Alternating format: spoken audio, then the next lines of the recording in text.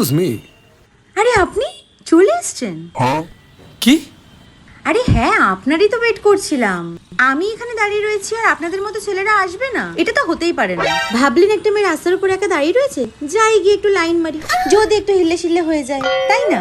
মানে আরে আমি তো কি, তোদের মতো ছেলেদের না ভালো করে জানা আছে, সিঙ্গেল মেয়ে দেখলেই মুখ উঠিয়ে চলে আসিস।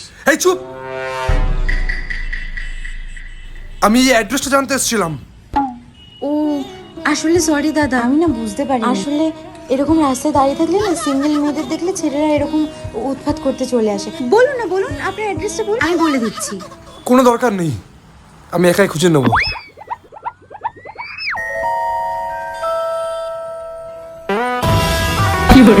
বাবা বেঁচে গেছি।